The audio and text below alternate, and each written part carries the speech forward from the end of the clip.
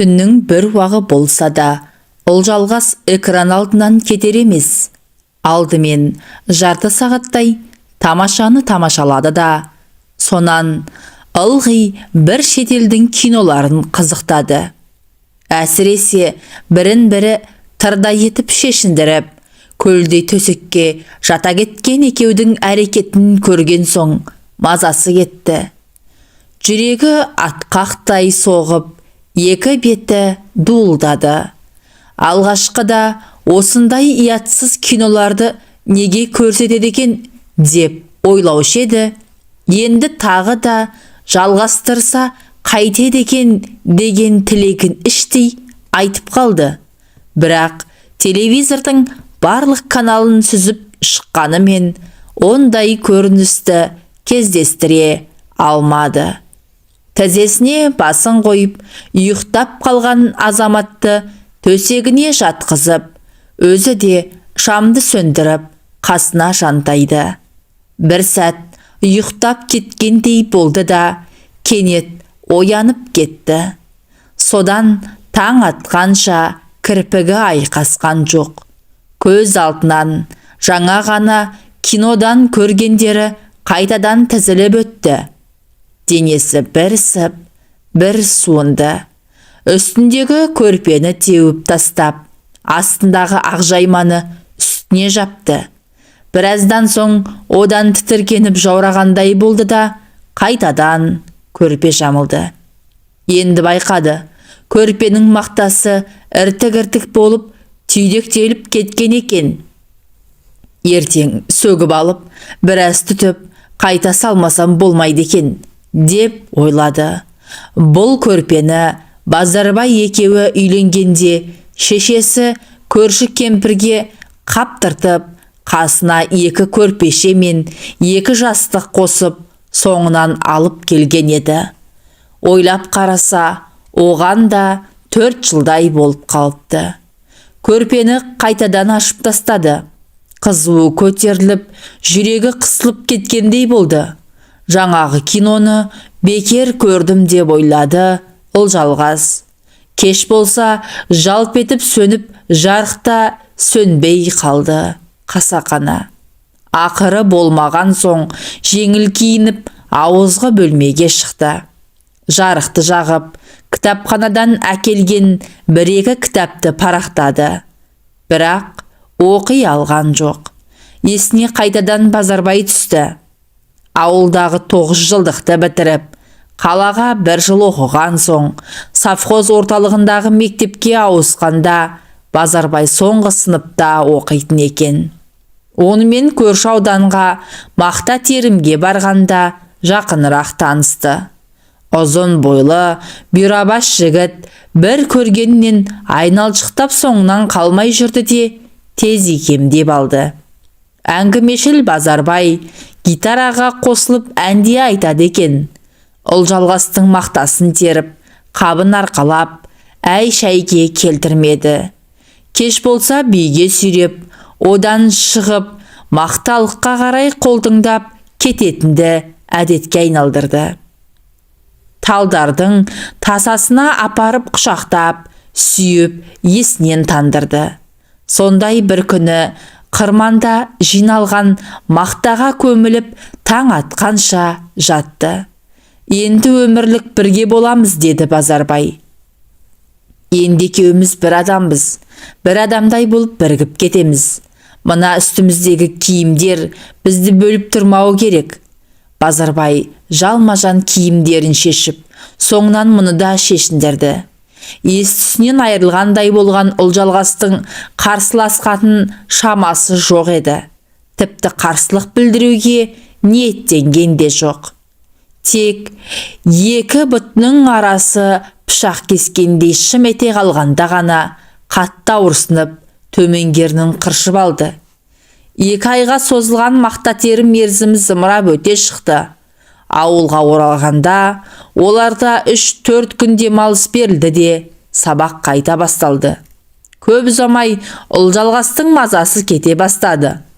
Басы айналып, жүрегі айныды. Алғашқыда не болғанын қыз түсінген де жоқ.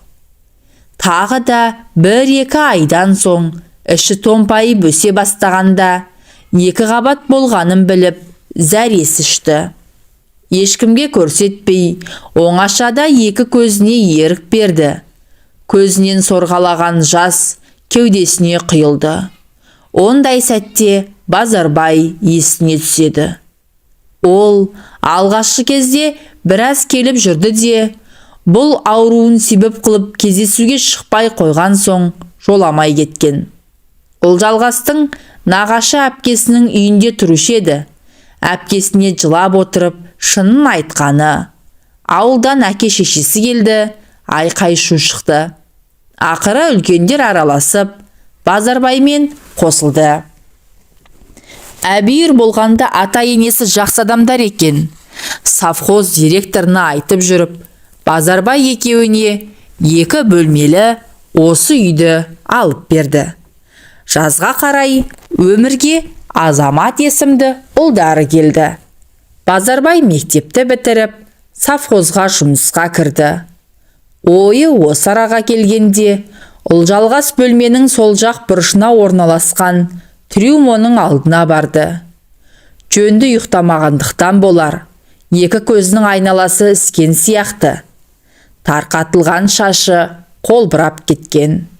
Айнаға жиі қарап, өзінің көркіне ерекше мән беретін Ұлжалғас, жалма-жан тарақты алып, шашын тарап, көзін сүргілеп, бетіне опа жағып, ернін бояп, өзін тәртіпке келтірді.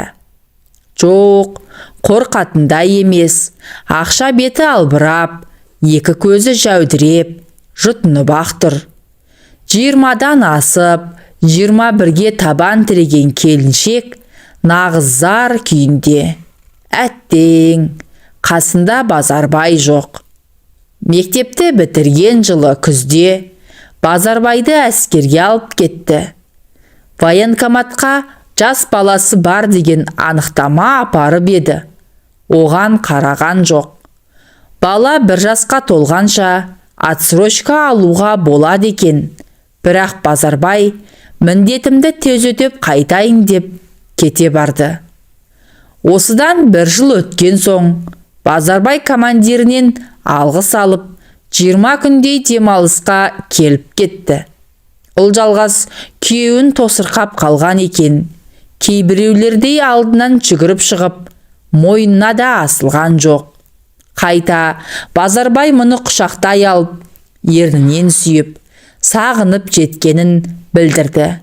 Есесіне барлық қызық түнде оңаша қалғанда басталды. Базарбай 1 жылдың ішінде 2 иығы 4 бақтанып, аяқ қолының бұлшық еттері ойнап, әулетті жігітке айналыпты. Үркектеп қалған келіншегін қойнына алып, құмардан шықты. Ұлжалғас өзінің әйел екенін енді сезінді. Еркектің салмағына езіліп, бойына тараған әлдебір ыстық нәрсенің әсерінен 62 тамыр балқып, ләззат алды. Базарбайды әскерден келгенде тосырқап қарсы алған Ұлжалғас, енді қайтып кетерінде сыңсылап жылап, мойнынан тас қылып құшақтап, қимай қоштасты. Бұған дейінгі 1 жыл елеусіз өте шыққан екен. Енді әрбір түннің, күннің өтеуі мұң болды. Кеш болды дегенше өзін қоярға жер таппайды.